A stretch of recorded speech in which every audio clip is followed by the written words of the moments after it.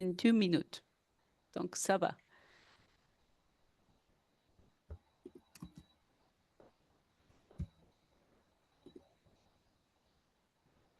Mhm.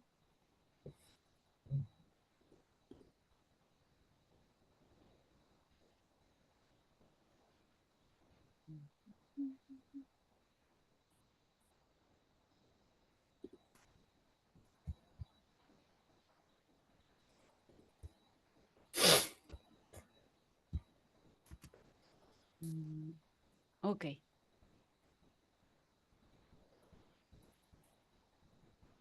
On y va? Allez, on y va. Parfait. Bon. Mesdames et messieurs, bonjour, bon après-midi, bonne soirée, selon l'endroit où vous vous trouvez. Je suis Ana Lucia Jacome, coordinatrice du projet pour les initiatives des droits de l'homme et de bonne gouvernance au sein de la division pour les personnes chez l'UNITAR, l'Institut des Nations Unies pour la formation et la recherche. Je reste à votre disposition si vous souhaitez explorer des potentielles initiatives conjointes. J'ai le plaisir de vous accueillir chaleureusement à cet atelier en ligne dans le cadre du programme de renforcement des capacités en matière de gouvernement numérique, une initiative conjointe de l'ONU Commerce et Développement, CNUCED, et de l'UNITAR. Maintenant, c'est au tour de la session en français après l'avoir organisée en anglais et en espagnol. Je vous encourage, chers participants, à envoyer vos questions ou commentaires aux formateurs en utilisant l'onglet Zoom Q&A ou à lever la main si vous souhaitez intervenir en cliquant sur la petite icône au bas de vos écrans. Les participants qui seront avec nous pendant au moins 75 du temps, tel que mesuré par le système Zoom, recevront des certificats de participation. Donc, vous avez une bonne motivation. Alors, quels sont nos objectifs d'apprentissage pour l'événement d'aujourd'hui? Les objectifs pédagogiques. Comprendre les concepts et principes clés du gouvernement électronique. Identifier les éléments essentiels d'un service numérique efficace. Apprendre à créer des prototypes fonctionnels de façon agile. Savoir garder le contrôle sur la conception et la mise en œuvre des services, découvrir des approches centrées sur l'usager pour rapprocher l'administration des citoyens et des entreprises. Thématique principale, pourquoi les procédures sont-elles complexes? Comment simplifier les procédures? Composant de base d'un service public numérique et introduction au prototypage. Sans plus attendre, permettez-moi de vous présenter chaleureusement notre formateur, M. Julien Bournon, programme manager à l'ONU Commerce et Développement. Il appuie le gouvernement dans l'installation de solutions numériques dans les domaines de la facilitation des affaires et de l'appui aux investissements.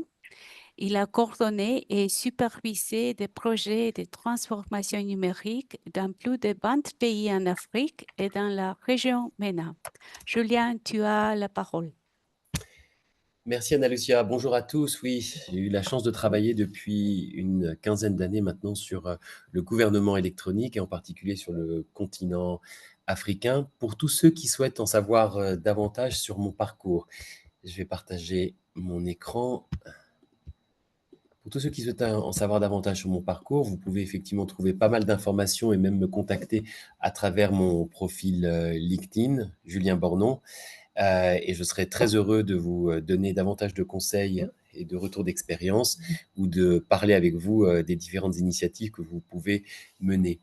Je travaille effectivement pour la CNUSED, ONU Commerce et Développement, UNCTAD en anglais, pour la plateforme de gouvernement électronique. Et depuis quelques années, on a ce partenariat avec UNITAR pour travailler à une académie de gouvernement électronique qui souhaite en fait partager le maximum d'expérience, d'expertise pour donner la main à des gens qui sont sur le terrain pour accompagner la transformation numérique des gouvernements. On a eu la chance de travailler dans pas mal de pays ensemble et ce que je vais faire aujourd'hui, je vais essayer d'être le plus pragmatique possible, essayer de donner à chacun un cadre théorique et à chaque fois que ce sera possible, d'essayer de m'appuyer sur des exemples concrets, tirés de ma propre expérience, pour rendre les choses beaucoup plus vivantes et j'espère beaucoup plus parlantes par les uns et les autres. La dernière chose que j'aimerais partager, c'est que effectivement, n'hésitez pas, à travers Anna Lucia, l'équipe d'Unitar, à poser des questions, à m'interrompre, à rendre aussi interactif que possible les moments qu'on va passer ensemble, parce que c'est ça la richesse du partage d'expérience, c'est quand effectivement le mot partage prend tout son sens et que ce que j'ai pu apprendre au cours des années passées peut trouver un écho dans vos propres questions, dans vos propres interrogations et dans vos propres participations ou retours d'expérience. Et c'est ça qui rendra notre session la plus riche possible. S'il n'y a pas de commentaire, Ana Lucia, je propose de commencer. On y va. On y va? Alors, est-ce que tout le monde voit correctement mon écran? Oui. Hop, hop, hop, hop. Alors, introduction à la conception de services publics numériques. La question clé, la question de départ, service public numérique, guichet électronique, service en ligne, administration électronique, GovTech, tout ça, c'est des formulations et des expressions différentes pour désigner une même réalité, c'est-à-dire comment on transforme l'administration, comment on convertit une administration qui, pendant des années, des décennies et certains pays des siècles, s'est basée sur du papier pour fonctionner et lui permettre de travailler avec des échanges de données numériques, des échanges de données électroniques et permettre de faire le maximum de choses, non plus avec une feuille et un crayon, mais avec un ordinateur, une tablette ou un smartphone. Eh ben, la raison principale, c'est que tout le monde souffre, les citoyens souffrent souvent de la complexité administrative. Je suis certain qu'on a tous rencontré dans notre vie des moments où on s'est dit c'est pas possible, ça devrait être organisé différemment, ça pourrait être beaucoup plus simple que ça. Comment ça se fait que pour obtenir un certificat ou un extrait d'acte de naissance, je dois encore me déplacer et envoyer tant de papiers alors que alors qu'il me suffit de 2 clics pour acheter un billet d'avion.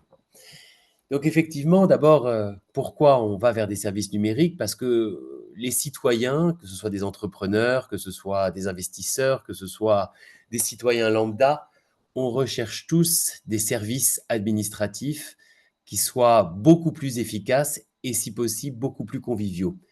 Conviviaux, c'est-à-dire qu'on est presque plaisir à traiter avec l'administration.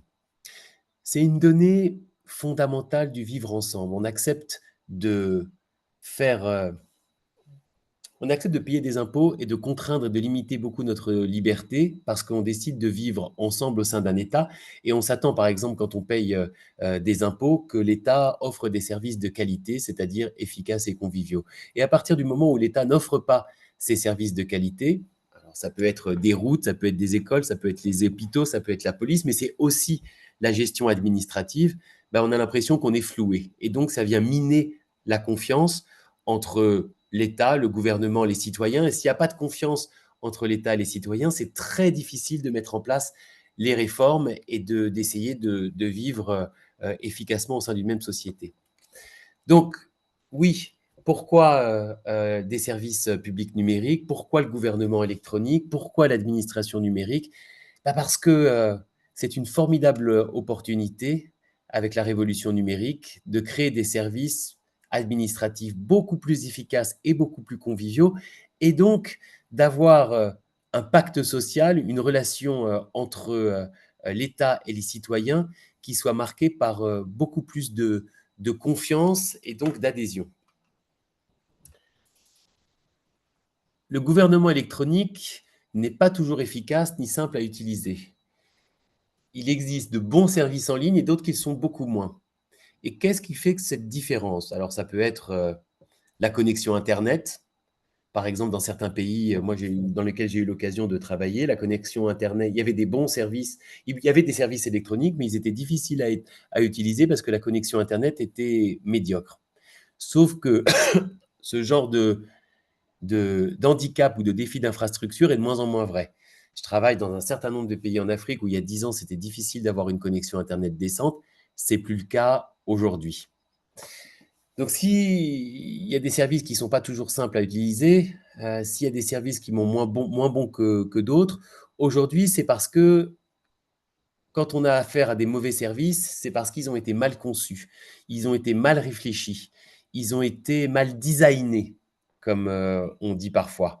Et donc, l'objectif de cet échange aujourd'hui, c'est d'apprendre quels sont les principes de base, les règles à respecter pour faire des bons services, c'est-à-dire bien concevoir les services à la base, puisque c'est pratiquement ça qui fait que maintenant, on a parfois des expériences, je suis français, même en France, des expériences qui sont frustrantes parce qu'on se rend compte que la personne qui a pensé le service, l'architecte du service, n'a pas pu utiliser les bonnes méthodes pour le mettre en place. C'est donc pourquoi la conception des services est essentielle pour qu'on réussisse à tenir les promesses du gouvernement électronique. Si on arrive à acheter un billet d'avion en ligne, si on arrive à faire son enregistrement en ligne, si on arrive à obtenir des cartes d'embarquement sous format de QR code qui nous permettent de passer les différents contrôles, ça doit être tout à fait possible d'améliorer les services qui sont fournis par les administrations et de faire en sorte que, oui, quand je veux obtenir mon certificat de création d'entreprise, je l'obtienne aussi facilement que mon billet d'avion.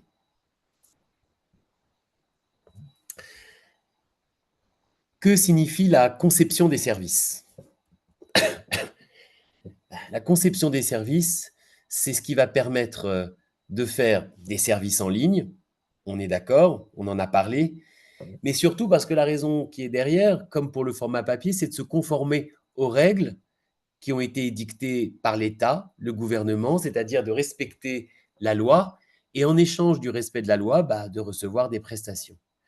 Donc les services en ligne, c'est pour faire des opérations qui vont permettre aussi bien aux citoyens qu'aux entreprises de recevoir des prestations, des bénéfices de l'État ou un droit à exercer une activité commerciale en se conformant aux règles. Donc, la conception des services, c'est prendre en compte les possibilités offertes par les moyens numériques, la facilité que donnent les moyens numériques pour tout en respectant la loi. Donc, c'est de faire rejoindre les possibilités et les opportunités du numérique pour mieux faire respecter la loi ou pour mieux traduire la loi en pratique administrative. Si je donne une définition maintenant beaucoup plus concrète de ce que c'est qu'un service en ligne, c'est non seulement, comme on l'a dit d'un point de vue théorique, un service en ligne, une façon de traduire, grâce aux bénéfices du numérique, la loi dans une pratique administrative, mais à l'autre bout de la chaîne, beaucoup moins conceptuel, c'est une succession d'écrans. Exactement comme pour le billet d'avion, je vais être confronté à des écrans sur lesquels je vais devoir donner des informations. C'est par exemple remplir le formulaire. Un écran où je vais devoir télécharger des documents qui vont venir appuyer ou vérifier les données que j'ai données dans mon formulaire. Les écrans, ça va être aussi peut-être une interface de paiement pour m'acquitter des frais qui sont associés à ce service. Et puis un écran, excusez-moi, un écran qui va me permettre de soumettre ma demande, c'est-à-dire une page d'envoi qui dit oui, je déclare que les données que j'ai données dans ce formulaire, les documents que j'ai téléchargés, les frais de paiement dont je me suis acquitté, je suis au clair avec tout ça, je certifie que les informations sont exactes et je vais soumettre ma demande. C'est aussi une deuxième série d'écrans. Cette première série d'écrans, c'est celle à laquelle je suis confronté, moi, en tant que client de l'administration. Mais un service électronique, ça va être une section d'écran pour ceux qui vont traiter mon dossier. En tant que client, je vais construire mon dossier, données, documents, paiements, soumission. Mais en tant qu'agent de l'administration, je vais réceptionner ce dossier électronique pour l'approuver, tout est OK, c'est-à-dire que je sais ce que demande la loi et je vais regarder ce qui est dans le dossier et je vais dire tout est conforme à la loi, donc je vais pouvoir l'approuver. Je vais le rejeter ou entre les deux, je vais demander des corrections à l'usager. Et puis, ces derniers écrans, c'est le dernier type d'écran dont on va avoir besoin pour construire un service en ligne, c'est que ces données, elles vont être stockées quelque part, enregistrées comme un registre d'état civil pour les personnes, comme un registre des sociétés et des entreprises pour le registre du commerce. C'est-à-dire que l'administration veut conserver ces données quelque part pour dire qu'elle nous a bien, en tant que client, donné le bénéfice ou le droit auquel, pour lequel on a fait une demande. Elle va tenir des registres où elle va enregistrer, répertorier, classer tous les dossiers qui ont pu faire l'objet d'une demande.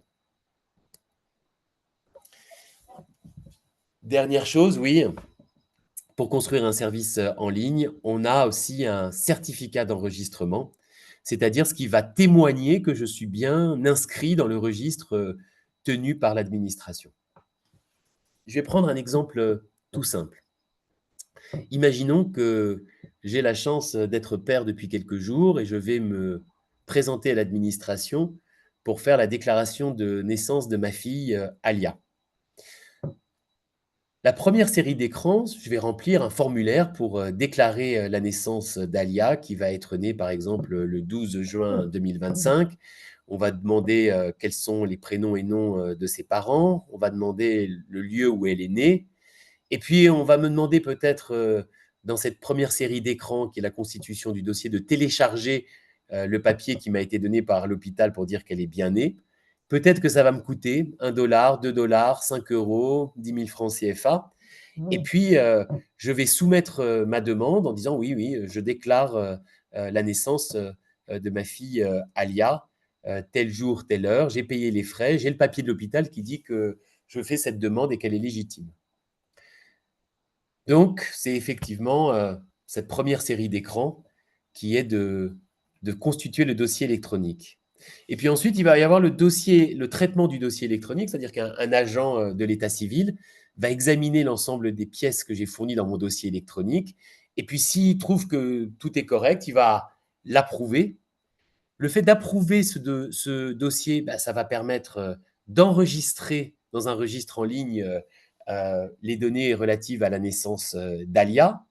Et puis, mon service numérique mon système va générer un certificat d'enregistrement que je vais recevoir, soit par courrier électronique, soit mon téléphone, pour me dire, oui, on certifie qu'on a bien enregistré Alia.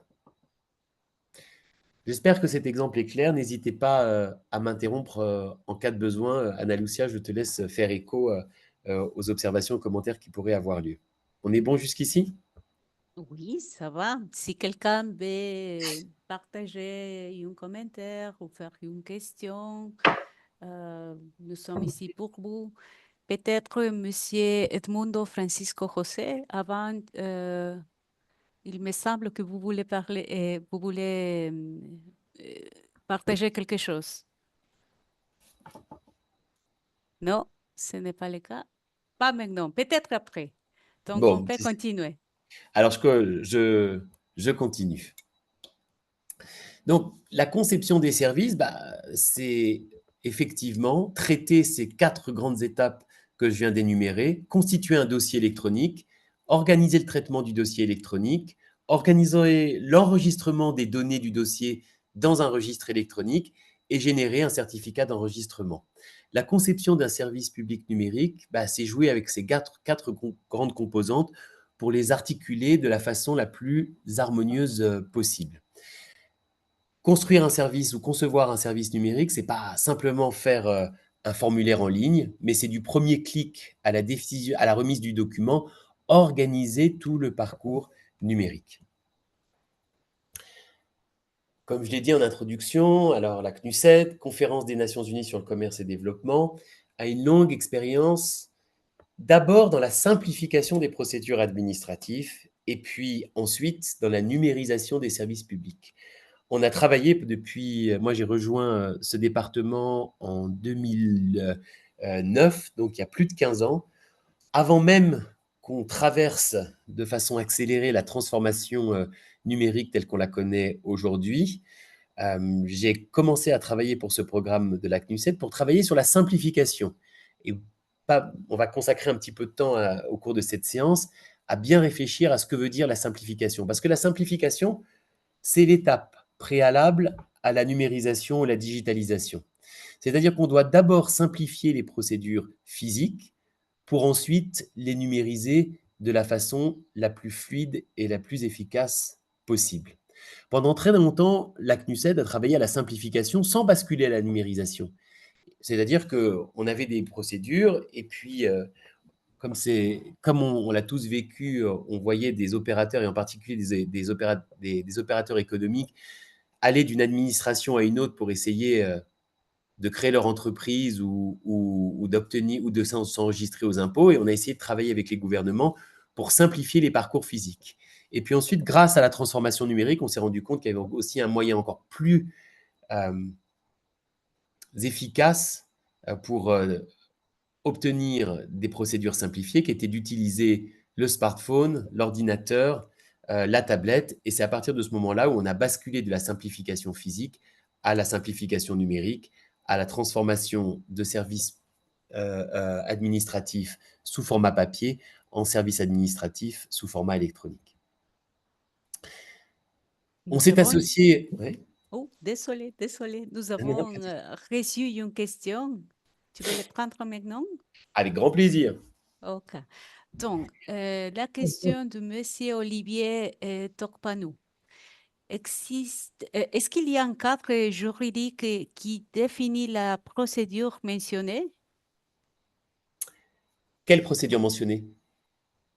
Ah bah, je crois que Messi ici veut dire à propos de tous les processus que tu as présentés. Euh, Est-ce qu'il y a un cadre juridique?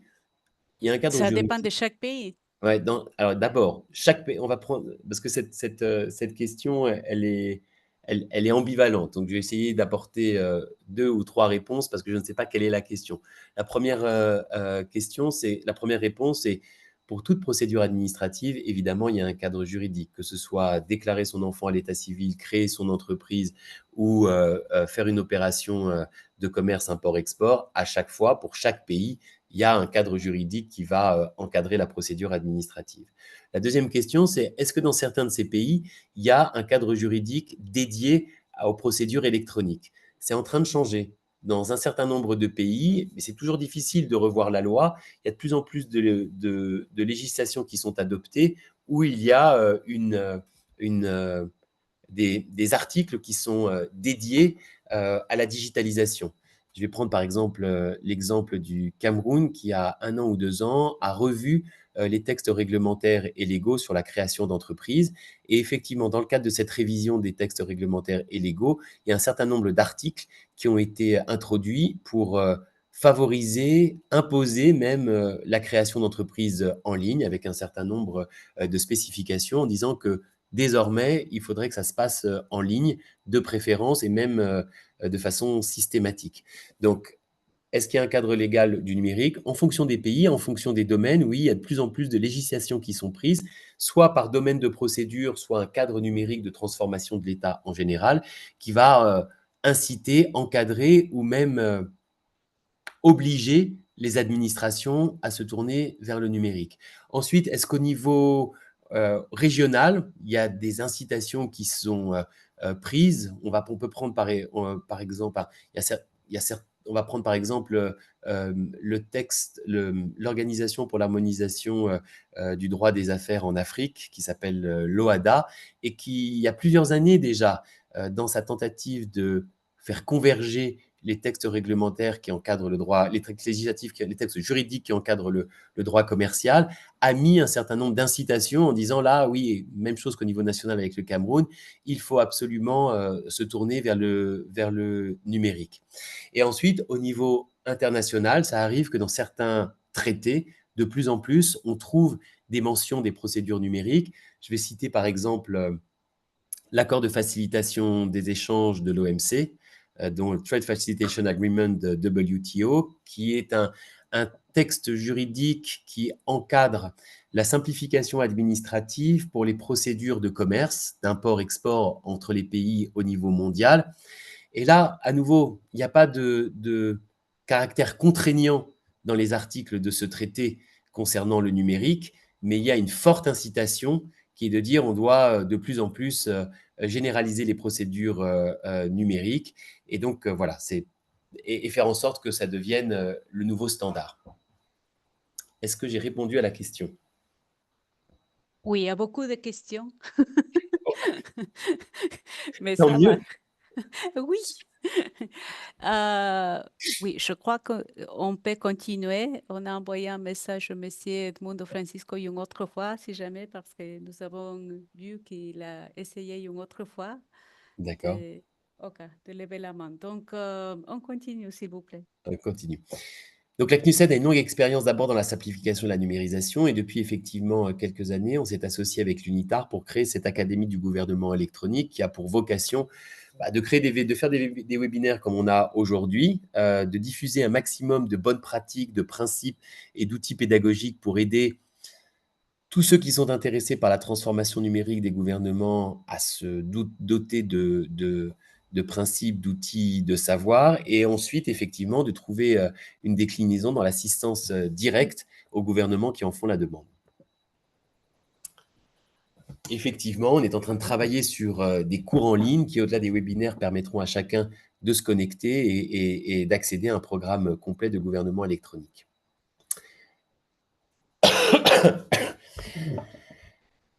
Comment numériser un service public? Donc, j'ai parlé j'ai essayé de brosser rapidement un contexte général de ce que c'est que la conception de services publics numériques. Maintenant, je vais rentrer dans l'application pratique et effectivement essayer de donner à chacun quelques astuces, quelques trucs pour savoir comment mener ce genre de travail. On est toujours guidé par un principe simple, fondamental, et assez révolutionnaire si on s'adresse au gouvernement et aux administrations. Ce principe, on le verra tout à l'heure, je vais le dévoiler dès à présent, c'est de prendre toujours le point de vue de l'usager, c'est-à-dire à un moment de plus prendre le principe de plus prendre le point de vue de l'administration, mais d'être toujours guidé par comment optimiser l'expérience du client d'administration. Et pour faire ça, on suit toujours 4 phases, qui est d'abord de clarifier la pratique existante. C'est-à-dire, on s'intéresse à ce qui se fait sur le terrain en étudiant la loi, les textes réglementaires, le cadre juridique, mais aussi en allant concrètement sur le terrain parce que la réalité administrative, ce n'est pas la réalité de la loi. Souvent, la loi, elle est interprétée d'une façon ou d'une autre en fonction des contraintes locales de l'administration, en fonction parfois aussi des desiderata des responsables administratifs qui estiment qu'il faut maximiser le contrôle. Donc, on essaie de clarifier la procédure existante en s'interrogeant sur la loi et en allant documenter sur le terrain la façon dont les choses se passent. La deuxième phase, c'est qu'on travaille main dans la main avec les responsables administratifs pour simplifier la procédure existante autant que possible. C'est-à-dire pour interpréter la loi favorablement en discutant aussi la pratique administrative à la lumière des contraintes opérationnelles pour essayer d'alléger au maximum la pratique telle qu'elle existe. Une fois qu'on a fait ce travail de toilettage, on peut commencer à concevoir une version numérique de la procédure, c'est-à-dire on peut commencer à donner une traduction électronique à la pratique papier. Et la quatrième phase, on traduit ce scénario électronique en un prototype ou un service en ligne qui sera mis en production. Le principe directeur, comme je l'ai dit, c'est de privilégier le point de vue de l'usager. Ça semble évident, mais c'est équivalent en termes de réforme administrative à la révolution copernicienne ou au « je pense donc je suis » de Descartes, c'est-à-dire un moment de complètement changer l'axe avec lequel on pense les procédures. Et de non plus penser en termes de contrôle administratif, mais de penser en termes de qualité d'expérience, de simplicité d'expérience pour le client de l'administration. C'est-à-dire de faire en sorte que on prenne en considération que le client de l'administration a normalement payé ses impôts, qu'il est en droit d'attendre une expérience qui soit la meilleure possible. Et à partir de la meilleure possible, c'est-à-dire qu'elle soit la plus simple et la plus claire et la plus efficace pour lui. Or, la façon dont on construit les procédures administratives, habituellement, on ne prend pas le point de vue de l'usager, mais on prend le point de vue de l'administration. Et c'est ce fil d'Ariane dans la réforme ou la simplification administrative, le point de vue de l'usager, qui va nous permettre de modifier les choses. Pour illustrer la situation, là, on est en train de regarder la Lune à partir de la Terre. Et puis, vous voyez, la même réalité, elle peut être vue quand on voit la Terre à partir de la Lune. Et ça change tout. Si on commence à construire des procédures administratives selon ce point de vue, on va manquer l'essentiel, qui est qu'on veut permettre aux citoyens de compléter des procédures administratives qui respectent la loi, qui respectent le contrôle, mais qui lui permettent de rendre les choses, qui lui permettent de faire les choses de façon beaucoup plus simple et de façon beaucoup plus agréable. Comme on l'a dit au début de cette présentation, moi je crois beaucoup à la notion de convivialité. Il n'y a pas de raison pour qu'une procédure administrative, ce ne soit pas quelque chose de convivial et d'agréable à faire. Il n'y a pas de raison intrinsèque pour qu'on ne pense pas les choses, non seulement pas simplement en termes de contrôle et de souffrance qu'on fait endurer aux citoyens, mais comme une expérience qui peut devenir rapide, agréable, facile à accomplir.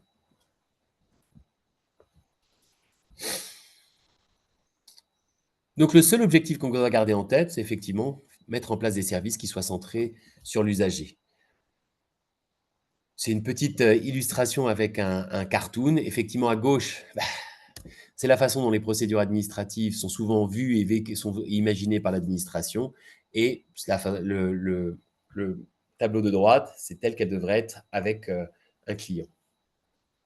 Est-ce qu'il y a questions, remarques ou commentaires concernant ce point de vue de l'usager avant qu'on passe à la première phase pour nous, qui était de clarifier la procédure existante?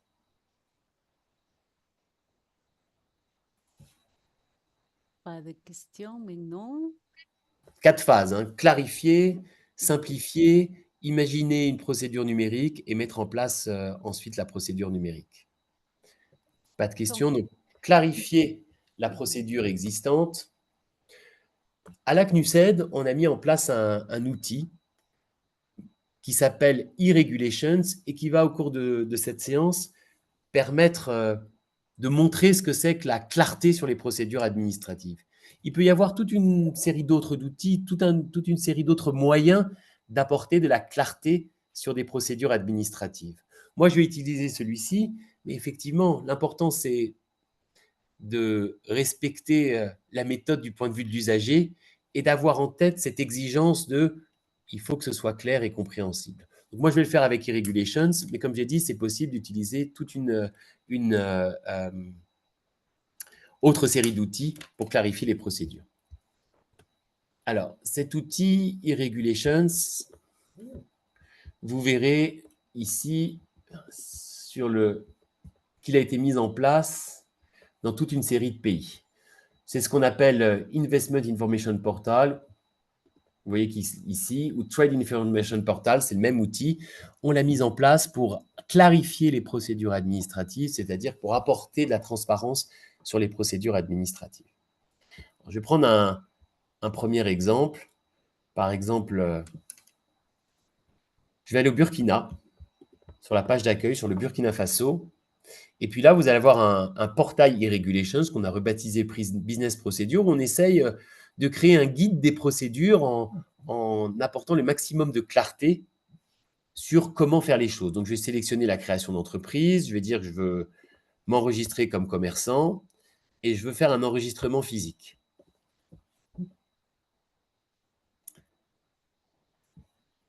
Je vais choisir la localité, Ouagadougou, et je vais m'enregistrer comme un commerçant burkinabé. Donc, la première chose que vous allez voir sur cet outil de clarification, c'est qu'on a essayé, sur l'écran de droite, d'apporter les grands éléments qui vont résumer la procédure. Du point de vue de l'usager, déjà, c'est où est-ce que je dois aller? Je vais devoir aller à la maison de l'entreprise et on a mis des photos pour que ce soit le plus concret, le plus clair possible. Je vais devoir aller à la direction du centre des impôts de Ouagadougou et à la mairie de l'arrondissement numéro 1. À titre d'exemple, on verra pourquoi. Pour clarifier cette procédure, on essaie de dire aussi à l'usager qu'est-ce qu'il doit obtenir. Comme par exemple, quand je prenais l'exemple de la déclaration à l'état civil de ma fille Alia, je devais obtenir un acte de naissance, un acte d'inscription au registre d'état civil. Pour créer une entreprise individuelle au Burkina, je vais devoir avoir ce document, qui est une carte de commerçant, un certificat d'immatriculation au RCCM, un identifiant unique auprès des impôts, et puis cette notification promoteur. Donc, je dois avoir 5 papiers dans ma poche pour pouvoir opérer légalement en tant que commerçant au Burkina Faso. Ensuite, j'ai la liste des documents requis, c'est-à-dire l'ensemble des documents que je vais devoir associer à mon dossier pour faire la procédure. J'ai un résumé des différents frais afférents à la procédure, une durée moyenne, et puis l'ensemble des lois, il y en a 12, qui encadrent cette procédure et les différentes démarches, formalités associées à cette procédure. Donc, vous avez sur l'écran de droite déjà un premier aperçu de la procédure. Et puis, sur l'écran de gauche, vous allez avoir surtout une description de la procédure étape par étape. Une étape, ça va être chaque contact qu'il va falloir avoir avec un représentant de l'administration, une personne ou un système électronique. Ça va être la définition d'une étape. Et donc ici, vous voyez qu'on a seulement ce résumé général, mais qu'on va avoir un descriptif. Ça va être le chemin, parfois le chemin de croix, qui va être celui de l'usager pour accomplir cette procédure de création d'entreprise. Donc on voit le descriptif des différentes étapes, demande de recherche d'antériorité, demande d'imposition, d'avis d'imposition, paiement des frais de la taxe, obtention du certificat de non-imposition, obtention des documents légalisés, obtention du certificat résidence avec 2 étapes, visite des impôts avec 3 étapes, enregistrement du contrat de bail avec 1, 2, 3, 4 étapes, dépôt du dossier auprès du guichet unique de création d'entreprise burkinabé, obtention de l'extrait de casier judiciaire. Et vous voyez que on a mis en optionnel, donc on ne les compte pas, on a mis avec une étoile celle qui était optionnelle, mais vous voyez que sinon, pour enregistrer une entreprise en tant que citoyen burkinabé à Ouagadougou, il va falloir que je fasse 1, 2, 21 étapes. Alors évidemment, quand on a commencé à travailler avec les autorités burkinabées, elles nous disent, mais nous, c'est très facile, on a mis en place un guichet unique de création d'entreprise, vous allez au CEFOR, vous déposez votre dossier, et puis ensuite, vous venez chercher vos papiers, et donc c'est 2 étapes. Oui, sauf que si on prend cette méthodologie, qui est de définir une étape comme une interaction obligatoire avec l'administration, on voit que rien qu'au CEFOR, il faut déjà obtenir un ticket de dépôt. Ensuite, il faut déposer sa demande. Ensuite, il faut aller dans un autre endroit pour payer les frais d'enregistrement.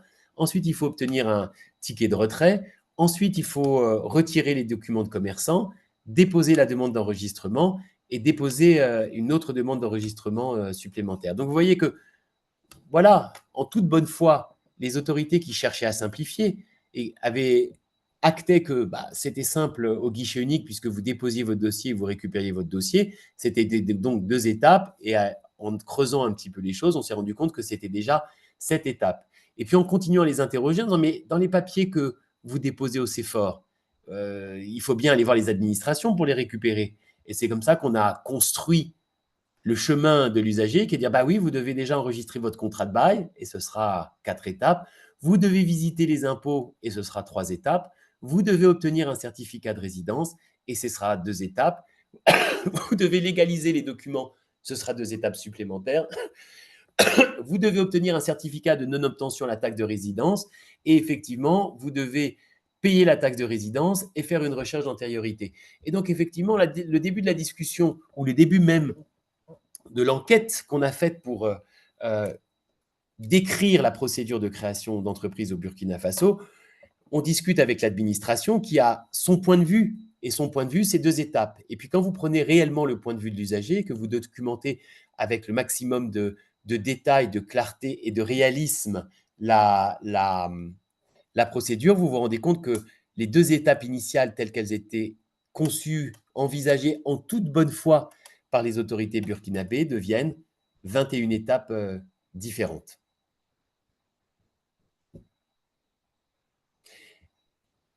Apporter le maximum de clarté, c'est effectivement avoir un aperçu général de la procédure en termes de lieux, de résultats, de documents requis, de textes réglementaires, de frais, de temps. C'est avoir le descriptif des différentes étapes. Mais ce qu'on essaie de faire, c'est même d'aller plus loin et de cliquer pour chaque étape pour dire, par exemple, si vous allez sur cette étape-là, qui est l'étape numéro 16, vous devez faire le dépôt de la demande.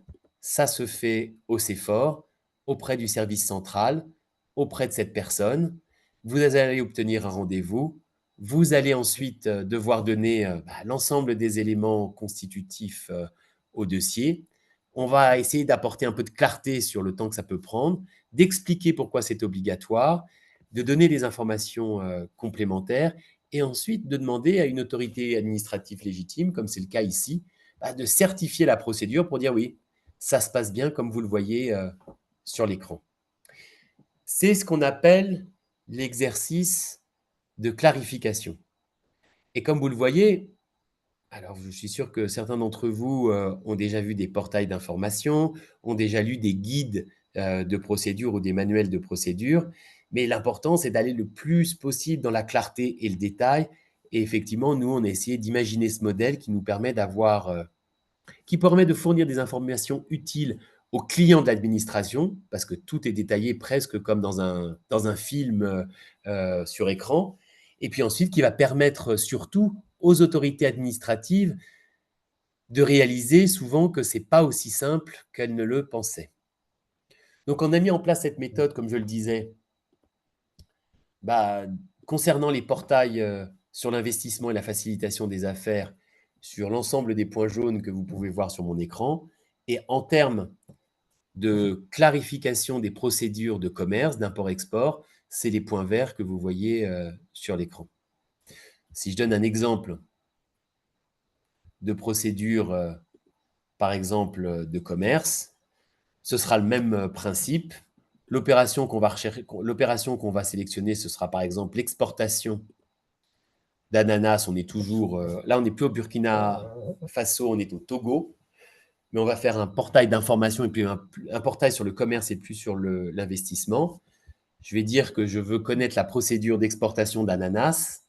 Je veux la procédure intégrale,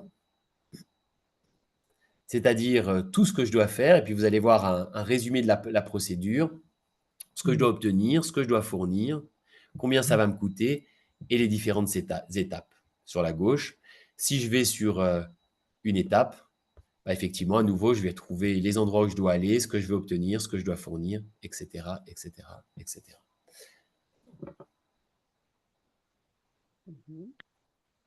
Est-ce qu'il y a d'éventuelles questions sur cette première phase, qui est le travail de clarification?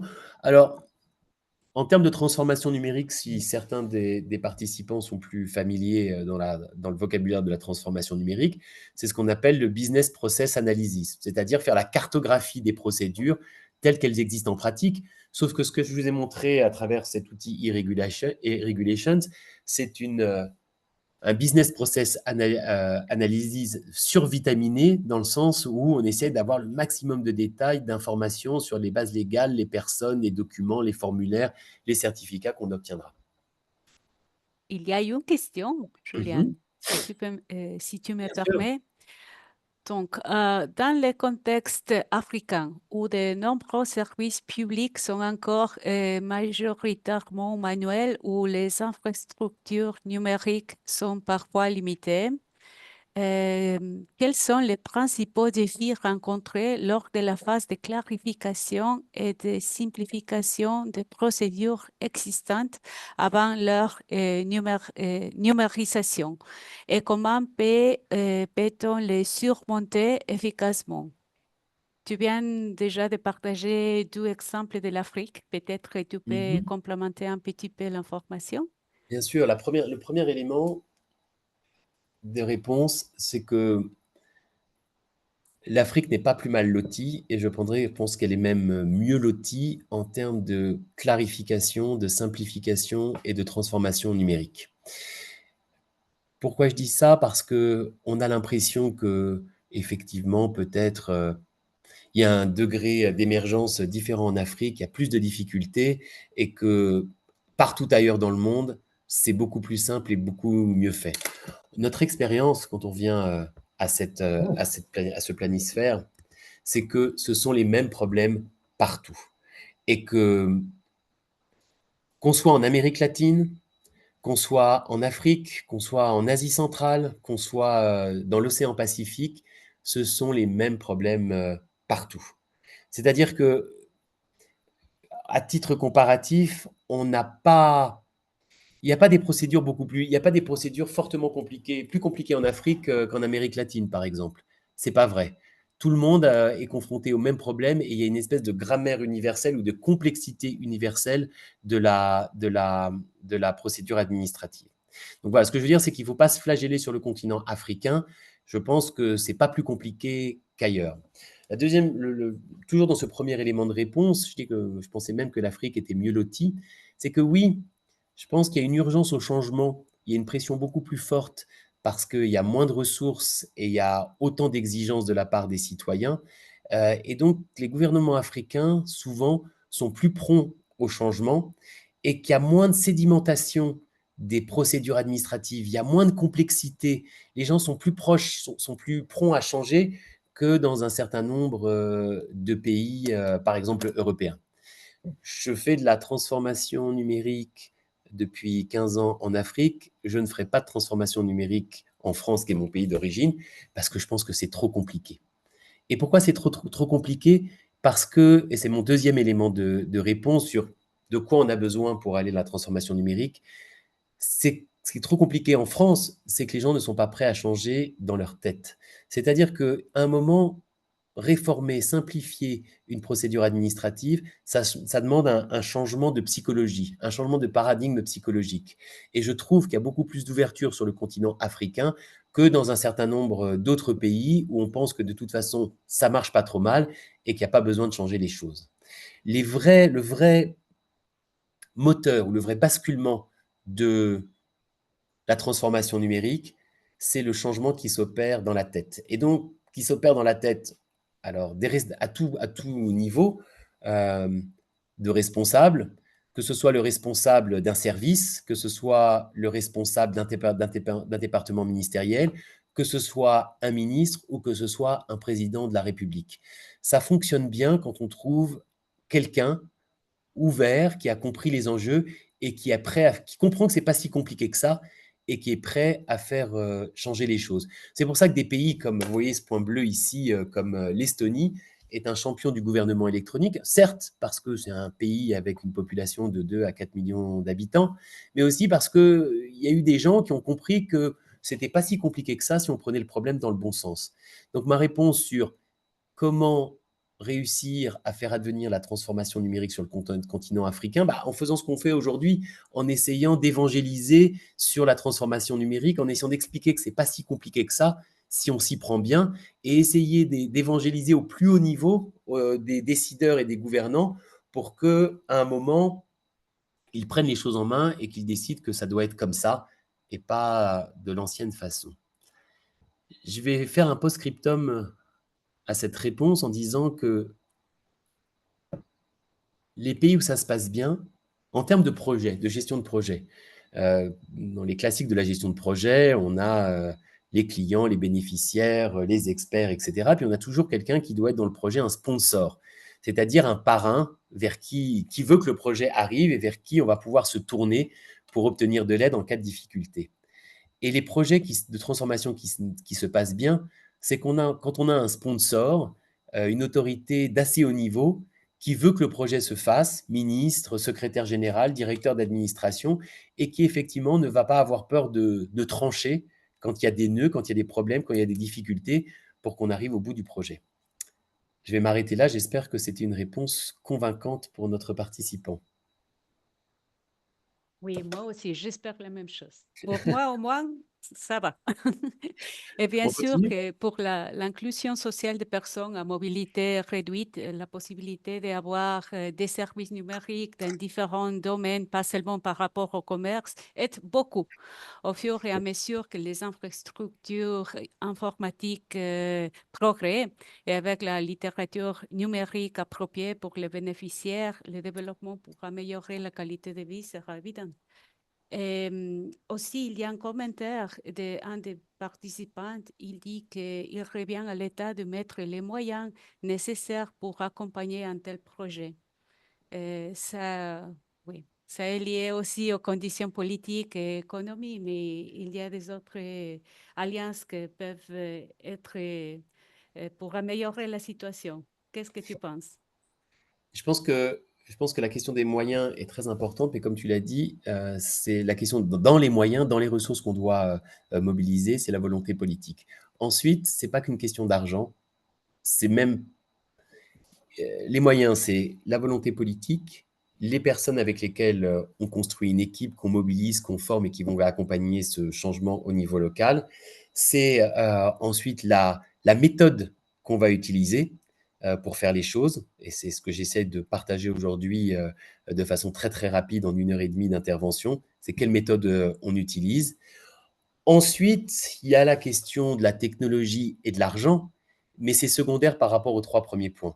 Et souvent, le problème des projets de transformation numérique, c'est qu'on attache beaucoup plus d'importance à la technologie et à l'argent plutôt qu'aux autres éléments qui sont des facteurs de succès beaucoup plus importants et critiques. Oui, On continue? oui, parfait. Donc, la première étape, comme on l'a dit, c'est la clarification. La phase suivante, c'est la simplification. Les procédures administratives sont nécessaires, mais ça, c'est une idée que j'ai essayé de partager depuis le début de cette intervention. Ce n'est pas vrai qu'une bonne procédure, c'est une procédure compliquée. Les administrations ont tendance à penser que plus c'est complexe, plus c'est compliqué, plus c'est contraignant, plus on exerce le contrôle, et ça, c'est la vertu cardinale des administrations. Elles veulent s'assurer qu'on contrôle bien les choses et que les clients d'administration respectent bien les règles. Mais donc, plus c'est compliqué, plus c'est complexe, plus c'est contraignant, plus on a l'impression que c'est difficile et donc le contrôle est exigeant. C'est pas vrai.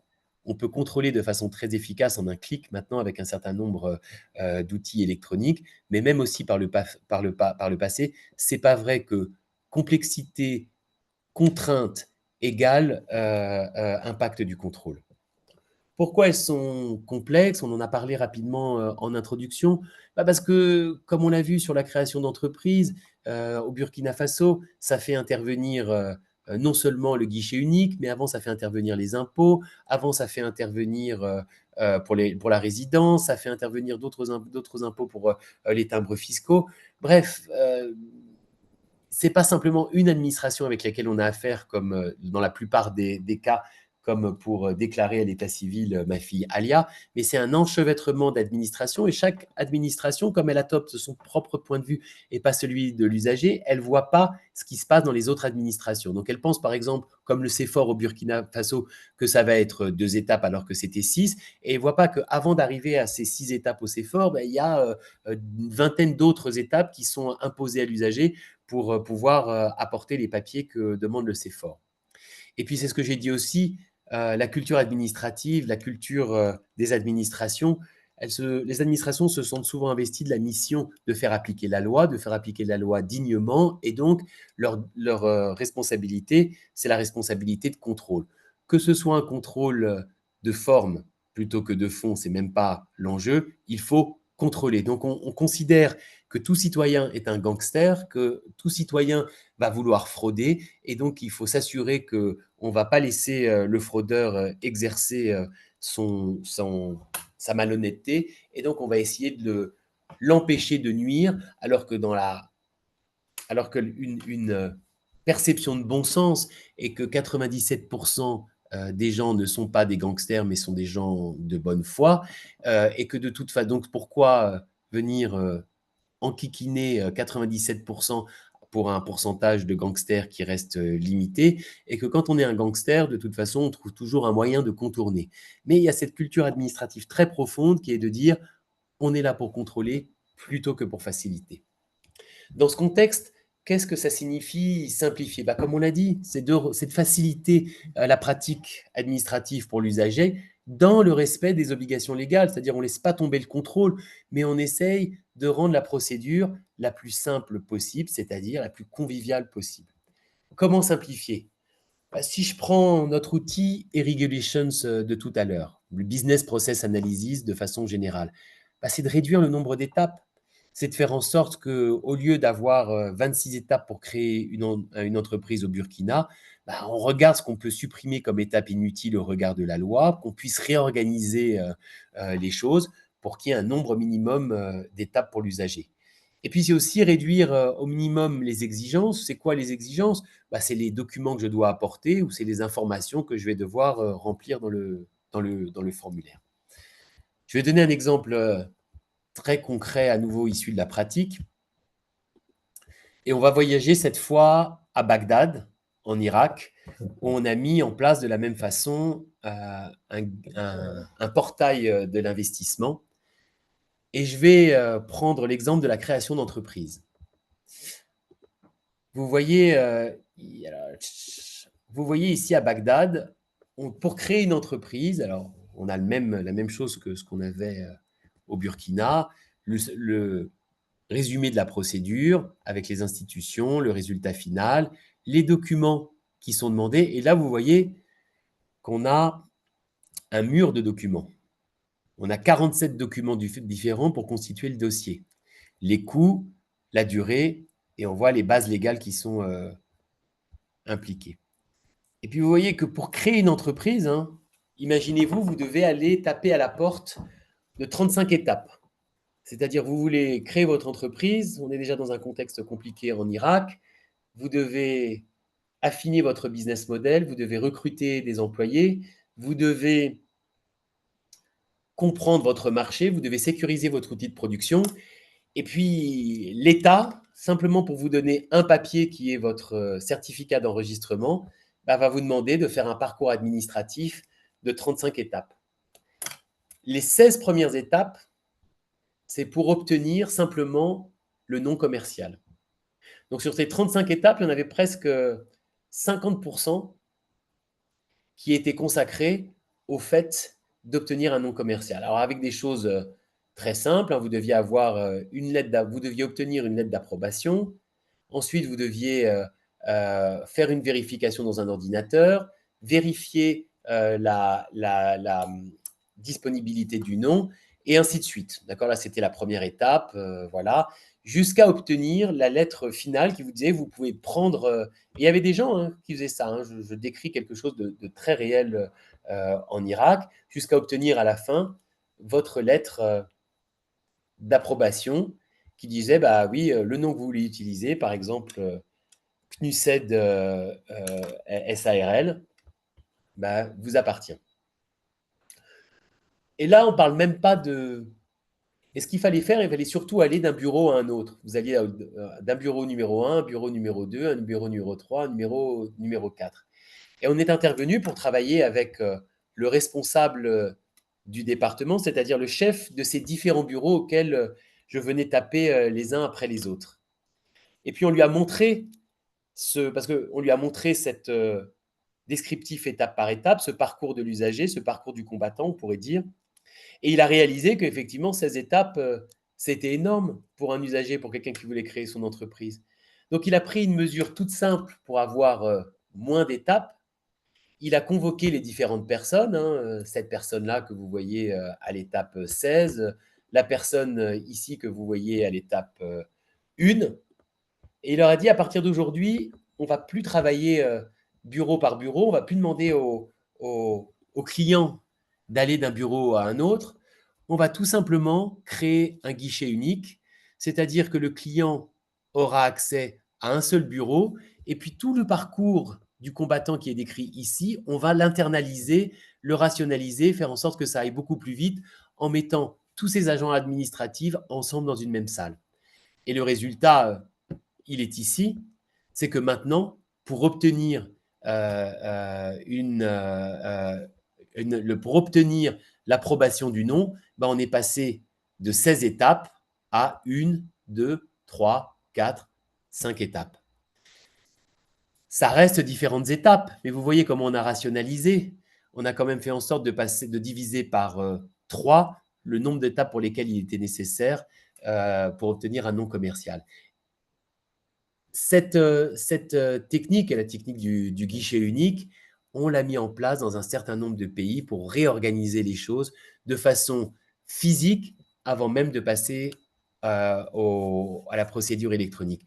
Et c'est ça la simplification en acte. Est-ce qu'il y a une question sur cette étape de simplification? Est-ce que c'est clair?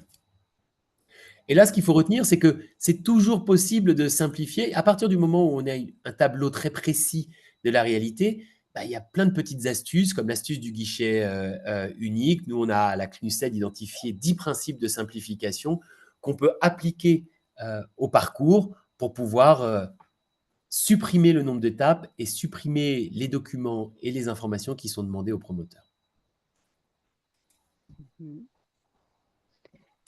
Une question. Mhm. Quelles sont les compétences informatiques dont tu as besoin pour concevoir tes services? Aucune. Parce que je pense que c'est comme si on demandait quel talent de maçon ou de menuisier il faut avoir pour concevoir une maison. Ben non, une maison, c'est un architecte qui doit le concevoir. Et le problème des services, de la conception des services numériques, c'est que souvent, c'est de moins en moins le cas, mais quand je rencontrais un gouvernement qui me demandait de mettre en place des services en ligne, il me demandait d'aller discuter avec le département informatique.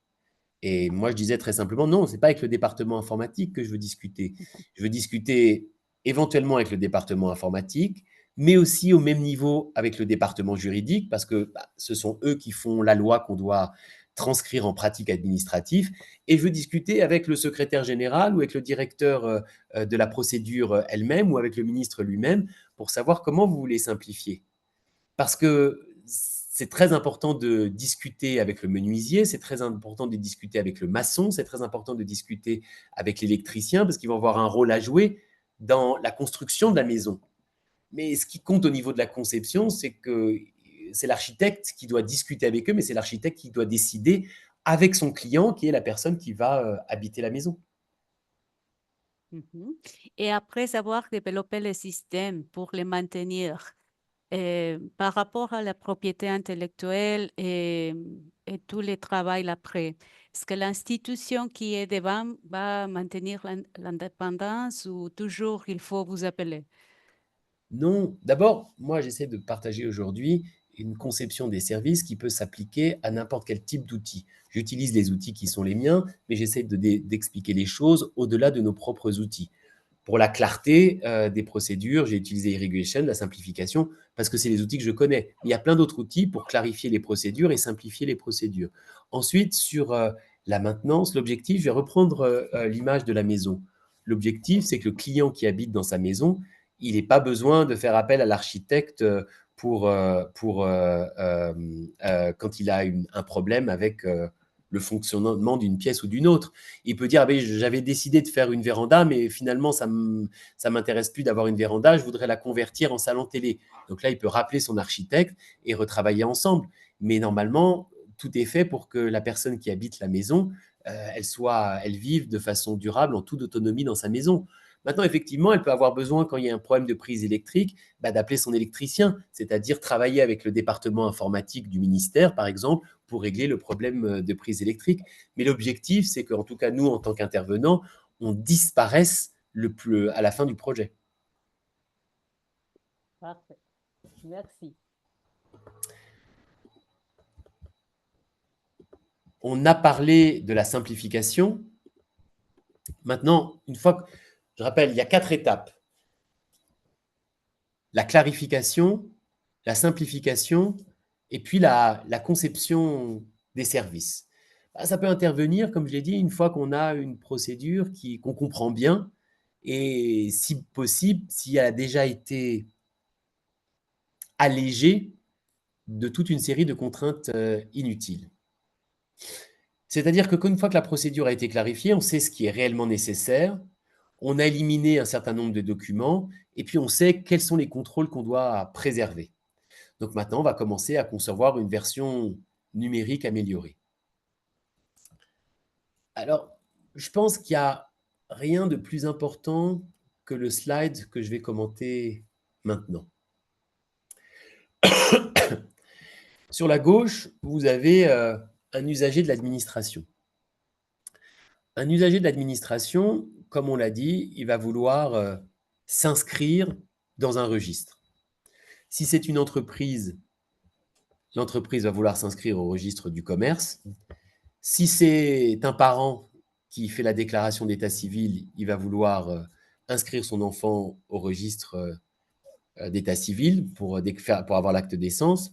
Si, par exemple, c'est ma fille qui vient d'obtenir son permis de conduire, elle va vouloir obtenir son permis de conduire, donc elle va faire toutes les formalités nécessaires, mais à la fin, elle va être inscrite dans le registre des permis de conduire et elle aura un certificat qui est un permis de conduire qui dit qu'elle a bien respecté toutes les formalités nécessaires, inclus l'exercice pratique de conduite, pour être répertoriée dans le registre des permis de conduire. Donc, toute procédure, tout service administratif, toute procédure administrative, ça va être un usager qui va faire une procédure d'inscription pour être identifié dans un registre et obtenir une preuve de son inscription à travers un certificat. La première étape de l'inscription, on l'a vu, c'est la constitution du dossier, c'est-à-dire donner l'ensemble des éléments qui sont demandés et exigibles par la loi pour l'administration pour constituer mon dossier. On l'a vu tout à l'heure plus haut dans la présentation, ça va être des données captées par un formulaire, ça va être des documents, ça va être éventuellement des paiements, ça va être une page envoi qui certifie que les informations sont exactes. Ensuite, il y a le traitement du dossier par l'administration. On l'a vu aussi, c'est les contrôles qui vont amener à approuver, à rejeter le dossier, et puis qui vont amener à approuver ou rejeter le dossier. Si on approuve le dossier, qui vont permettre d'enregistrer le dossier dans le registre électronique. Donc le dossier, comme je l'ai dit, c'est des données, des documents, un paiement éventuellement. Parfois, pour constituer le dossier, on pose des questions préliminaires qu'on appelle le guide, pour savoir si je suis un étranger, parce que si je suis un étranger, on ne me demandera peut-être pas les mêmes documents que si je suis un national. Et puis cette fameuse page envoi où je vais certifier que toutes les informations sont exactes. Concernant le traitement du dossier, je vais passer sur cette expérience. Concernant le traitement du dossier, c'est un certain nombre de contrôles qui vont me permettre de dire si le dossier est éligible ou pas, et si le dossier est éligible, de l'approuver pour m'enregistrer et envoyer le certificat. Est-ce que tout est clair?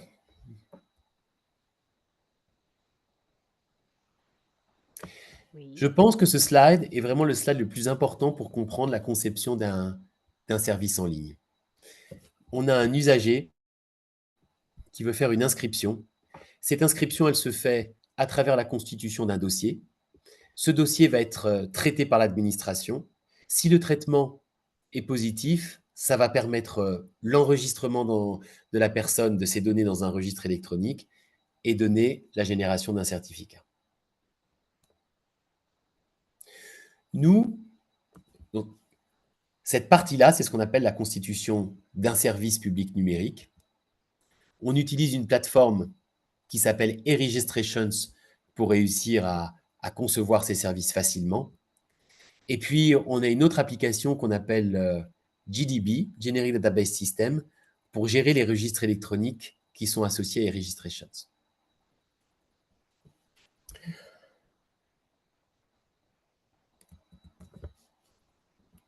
ce que je vais vous montrer ici, c'est que j'ai fait un service simple avec une seule inscription.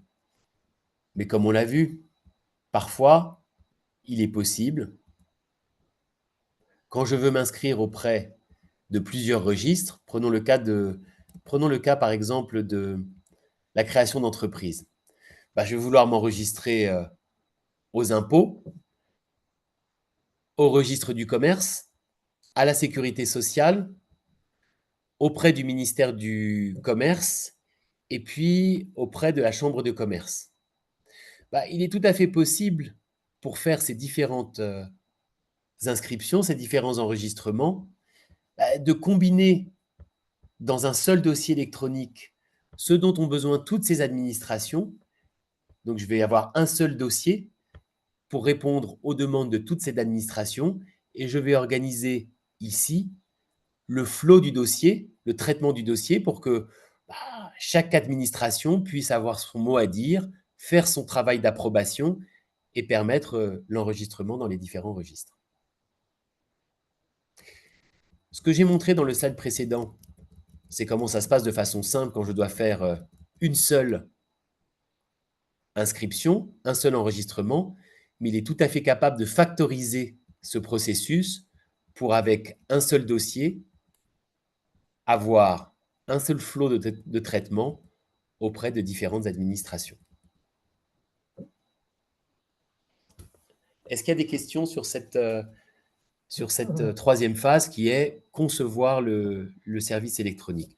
Concevoir le service électronique, c'est d'organiser le flot d'informations en fonction des différentes administrations avec lesquelles on travaille. Je vais essayer de rendre ça beaucoup plus concret avec un exemple dans le cadre de la mise en œuvre. Est-ce qu'il y a des questions? Pas de questions, on peut continuer. S'il n'y a pas de questions, je vais utiliser notre plateforme e-registration de formation. Alors, on accède, ce que vous voyez sur l'écran, c'est ce que voit un client de l'administration. Donc, je suis Julien Bornon en tant que client. Vous allez avoir mon tableau de bord administratif, c'est-à-dire l'ensemble des demandes que j'ai pu faire. Et puis, vous allez voir en bas de l'écran les services disponibles. Donc ça, c'est les services qui ont été faits par mes collègues en anglais et en espagnol. Et nous, on va faire une démonstration aujourd'hui, dans le quart d'heure qui nous reste, avec ce service de commerçant individuel. Donc, imaginons que je suis un commerçant, que je veux m'enregistrer comme commerçant individuel aux impôts. Je vais cliquer sur le service. Et puis, la première page, ça va être ces fameuses questions préliminaires qui vont permettre de calibrer les éléments d'information que j'ai besoin de fournir, qui vont permettre de définir mon éligibilité. Donc, je vais poser la question, par exemple, est-ce que j'ai un casier judiciaire vierge? Je vais répondre non. Et là, vous voyez qu'immédiatement, ça ferme l'accès à mon dossier. Je ne peux plus aller de l'avant et on me dit que c'est une condition d'éligibilité d'avoir un casier judiciaire vierge. Je dis oui. Et puis, j'ai le bouton validation guide qui apparaît à nouveau. Ensuite, je vais donner ma date de naissance. Alors, je vais choisir le 11/06/2025. Et là, j'ai un nouveau contrôle qui me dit non, non. Pour vous enregistrer comme commerçant individuel aux impôts, vous devez avoir 18 ans. On me demande si je suis marié. Je vais dire oui. Et on me demande mon activité. Donc, on a mis un certain nombre d'activités. Je vais dire transport et livraison. Donc ça, c'est les conditions d'éligibilité qu'on va capturer dans une première page de questions préliminaires. Je valide mon guide. Et puis là, on va me demander mon prénom, mon nom, ma nationalité. Alors, je vais mettre Suisse pour commencer. On va prendre quelque chose de neutre. Je vais mettre mon adresse email. Le nom de mon épouse. Alors ensuite, comme j'ai dit que j'étais marié, on m'a demandé le nom de mon épouse, mais effectivement, je peux décider de dire je ne suis pas marié, et vous voyez que ça va cacher le nom de mon épouse. Donc là, je dois continuer à dire que je suis marié.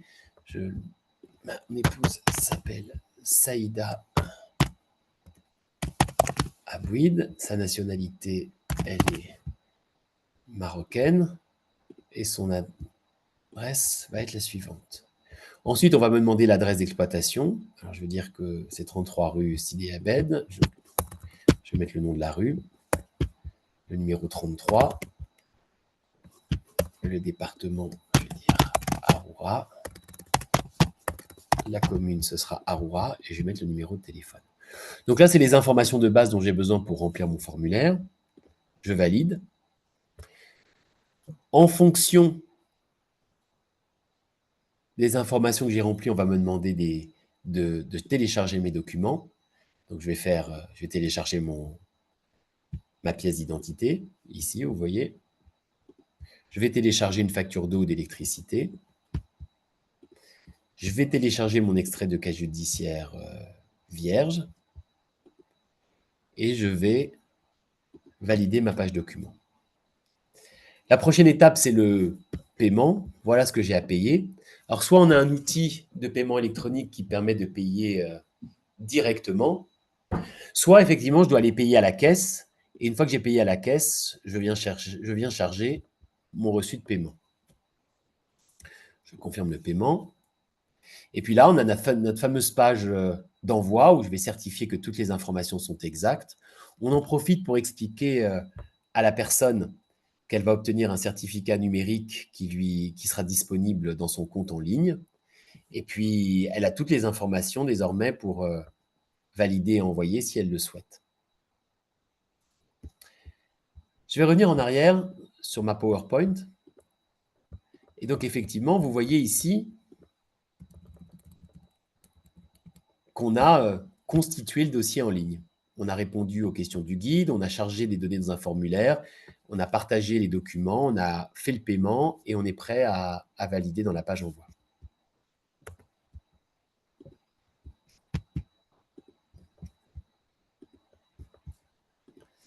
Je vais valider.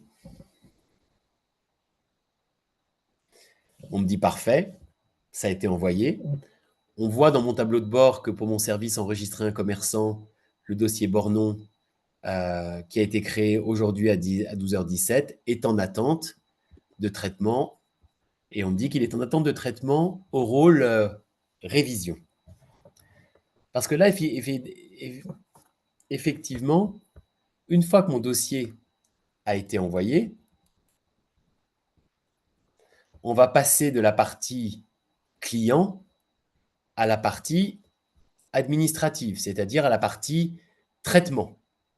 Et là, on va voir comment on peut organiser le traitement. Donc, je reviens à ma plateforme numérique. Là, je vais quitter mon espace client, Julien Borneau en tant que client, pour aller à l'espace administrateur. Donc, c'est parce que j'ai un compte administrateur que j'ai la possibilité de passer dans une autre partie du système, qui est la partie de l'opérateur administratif. Et là, on voit que je suis dans le service enregistrer un commerçant individuel. Je vais aller au rôle révision, qui va être le premier rôle de contrôle. On voit qu'il y a ce dossier qui est en attente de révision. Je l'ouvre. Je regarde les documents, la pièce d'identité, la facture d'eau, l'extrait de casier judiciaire. J'ai le reçu de paiement. Je regarde si ces documents sont effectivement valides. Je les contrôle. Je regarde les informations qui sont fournies dans le formulaire.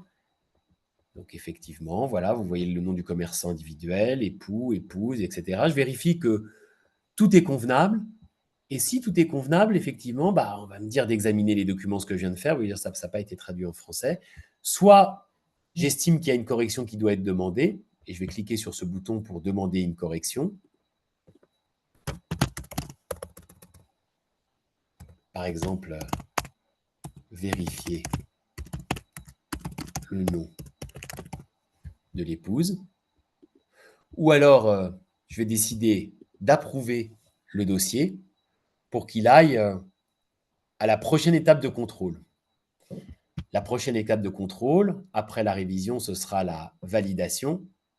Et là, vous voyez effectivement que ça a passé l'étape de la révision et que c'est en attente en bleu à la validation. Donc là, un autre officier qui est normalement le supérieur hiérarchique du précédent va faire le contrôle des documents, va faire le contrôle du formulaire. Et s'il estime que la personne a fourni toutes les informations nécessaires pour être enregistrée aux impôts, la personne va approuver le dossier. Je reviens à la PowerPoint. Ça veut dire que on a passé l'étape de la constitution du dossier, on a passé l'étape du contrôle, révision, validation au niveau du traitement des dossiers, et donc ça va venir s'enregistrer automatiquement ici dans mon registre. Et la preuve, c'est que ça va générer un certificat. Donc là, je vais aller dans mon registre pour vérifier que tout s'est bien passé. Pardon. Je vais faire comme ça.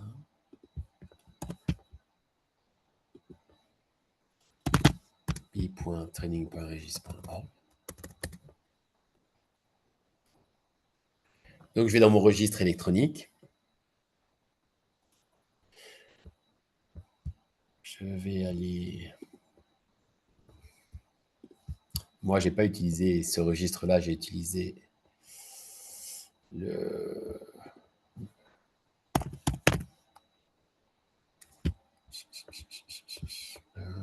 Webinar.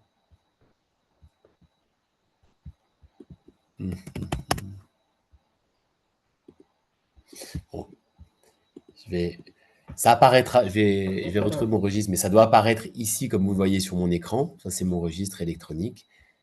Et en échange, effectivement, de cette opération qui s'est bien placée, je dois avoir dans mon compte en ligne, vous voyez, maintenant, tout a été validé. Donc, ça veut dire que mon dossier a été validé. Et en échange, j'ai un certificat d'enregistrement aux impôts, commerçant individuel. Un numéro a été généré avec mon activité, la date d'enregistrement, le nom, le prénom, la nationalité, mon épouse, l'adresse d'exploitation. Et ça, effectivement, ça va devenir mon certificat d'enregistrement. Ce que j'ai fait dans ce service, on peut aussi s'amuser à envoyer directement sur l'adresse électronique le certificat. Vous voyez qu'ici, à 12h25, Unitar, certificat d'enregistrement aux impôts. Félicitations, veuillez cliquer ici pour accéder à votre certificat. Et effectivement, quand je clique, normalement, je dois obtenir le certificat que je vous montre sur l'écran. Je vois qu'il est 12h27, donc c'est pour ça que j'ai accéléré sur les dernières minutes pour terminer la présentation et vous donner l'exemple d'un service public numérique simple, mais qui fonctionne et qui a été facilement organisé. Mais est-ce qu'il y a quelques questions de la part des participants restants? Non, on peut continuer. J'ai quasiment fini, Anna-Lucia, en fait. Parce que ça se finit, la session se termine à 12h30. Est-ce que j'ai plus de temps que 12h30? S'il y a plus de temps que 12h30, je vais aller plus loin. Mais sinon, Tu as quelques minutes. d'accord. Oui, merci. Alors, ce que je voudrais montrer, c'est là, je vous ai montré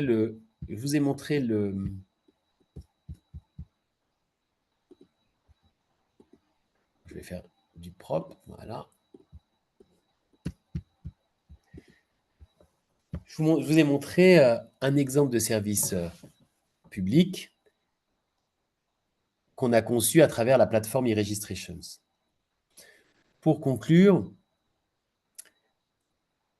je vais vous faire une rapide démonstration du fonctionnement de l'espace administratif de cette plateforme e-Registrations.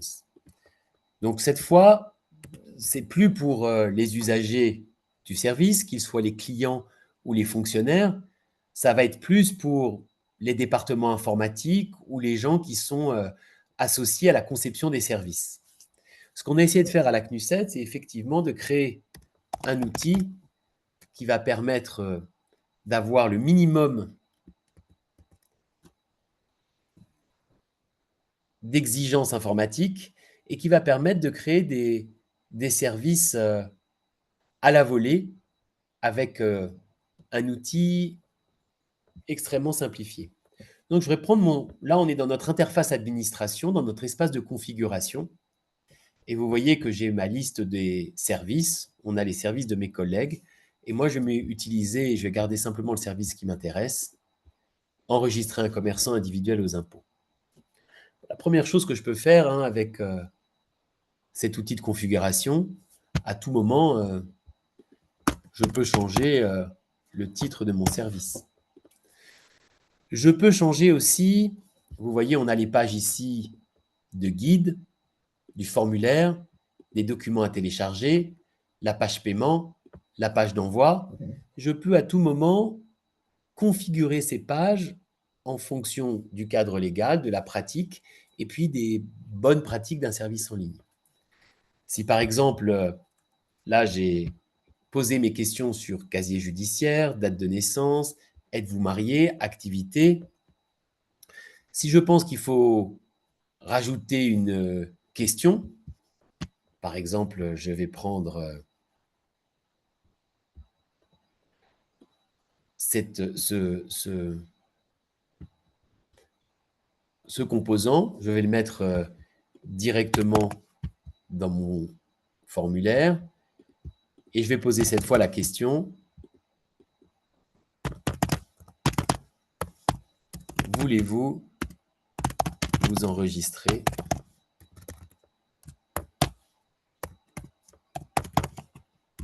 au registre du commerce? Je vais configurer mon bouton, je vais faire Save, je vais faire Publier. Et vous voyez que en quelques minutes, ça va venir réviser mon service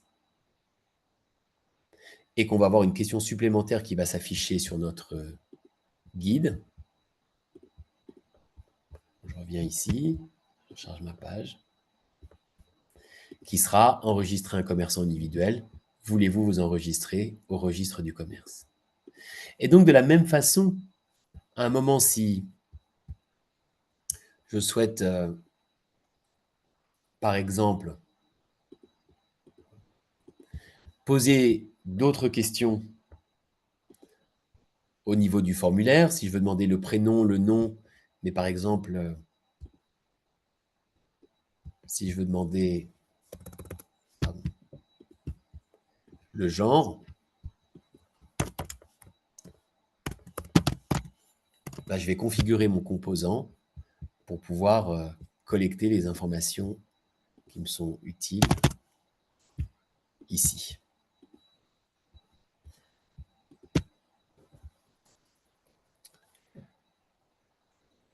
Ça, c'est pour la configuration, pour vous montrer comment effectivement on peut changer le maximum de choses dans la constitution du dossier. Maintenant, le même principe va s'appliquer au niveau du traitement électronique du dossier. Là, je suis sur la configuration du dossier de l'usager et là, du traitement du dossier. Rappelez-vous, on avait un rôle qui s'appelait révision, où on demandait d'examiner les documents et puis soit d'envoyer pour correction, soit pour approuver. Ensuite, on avait un rôle validation. Ensuite, on voulait enregistrer dans le registre et on voulait produire le certificat. Et bien, toutes ces différentes étapes du service, on peut de la même façon les configurer de façon très fluide à travers cet espace d'administration.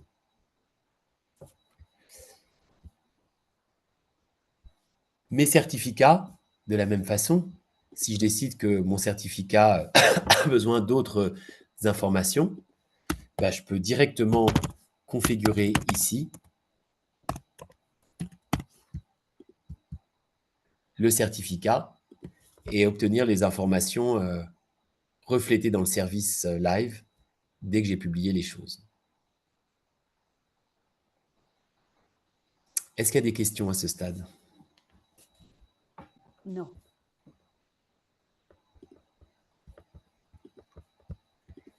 Je vais simplement montrer ici effectivement les changements qu'on a pu faire.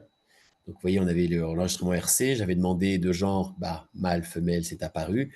Et maintenant, si je refaisais l'ensemble du du processus et que je redemandais un certificat, je reverrai ici apparaître une nouvelle version du certificat avec la mention UNITAR.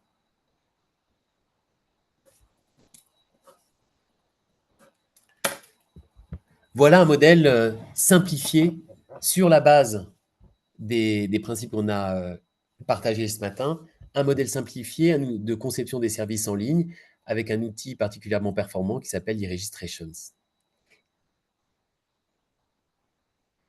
Est-ce qu'il est temps pour quelques mots de conclusion? Oui, s'il vous plaît. Moi, mon principal message tiré de mon expérience, c'est de remettre les choses à l'endroit en termes de conclusion. Remettre les choses à l'endroit, ça veut dire que beaucoup de gouvernements qui veulent mettre en place une administration électronique décident de confier ça à... La mauvaise pratique, c'est de confier ça directement au département informatique et de penser que ça va être très long et que ça va coûter beaucoup d'argent. La façon de faire des bons services en ligne, c'est d'abord déjà de prendre le point de vue de l'usager. Et donc, de confier ça à une équipe pluridisciplinaire avec l'équipe juridique, l'équipe informatique, les responsables des procédures eux-mêmes, ceux qui sont en charge de superviser la mise en place de la procédure au quotidien, un directeur, par exemple, de l'inscription aux impôts, et de constituer des équipes pluridisciplinaires qui vont réfléchir à comment simplifier et optimiser, pour reprendre un mot que j'ai pris en début de ce webinaire, rendre la procédure la plus conviviale possible pour l'usager. Et puis ensuite, c'est pas de réinventer la roue en utilisant, en codant de zéro un système informatique. Moi, j'ai fait la démonstration de l'outil e-Registration, mais il y a plein d'autres outils qui permettent désormais de créer rapidement des services. Donc, surtout pas d'essayer d'investir trop de ressources dans l'informatique elle-même, parce qu'il y a plein de façons maintenant de réduire les coûts concernant la composante informatique. Et puis la troisième conclusion, c'est d'utiliser ce que les développeurs et autres appellent désormais la méthode agile. C'est-à-dire de ne pas attendre d'avoir développé 12 ou 20 services pour mettre la plateforme en production, mais de commencer petit, progressivement, de voir comment les choses fonctionnent et de corriger, d'améliorer les choses par itération. Donc, c'est vraiment les trois leçons pour moi, les trois principes clés qu'il faut garder en tête pour concevoir des services numériques et les mettre en place de façon efficace.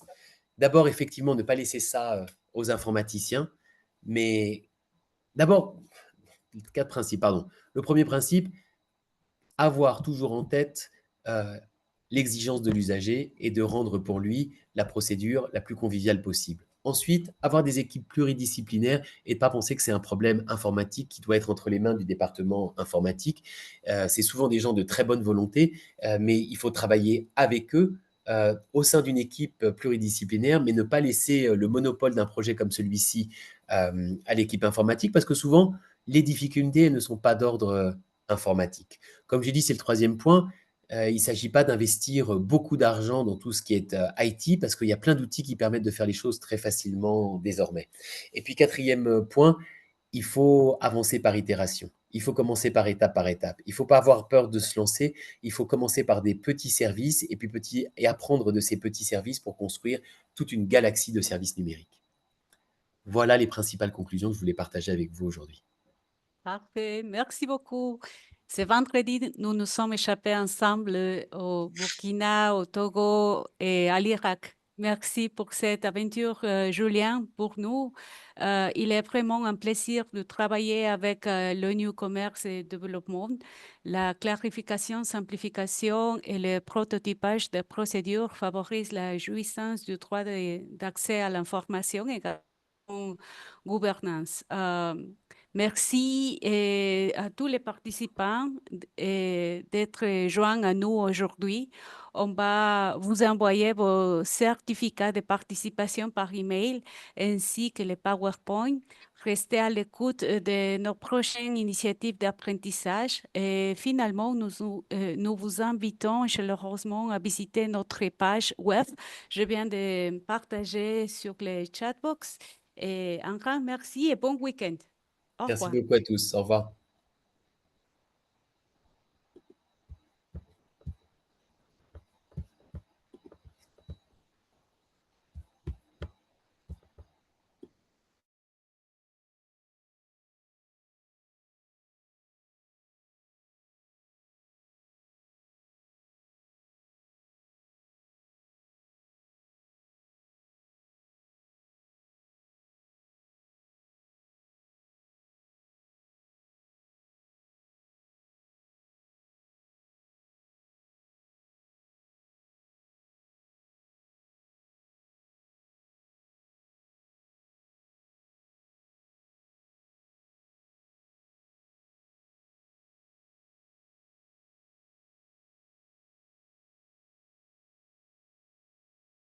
Sarita.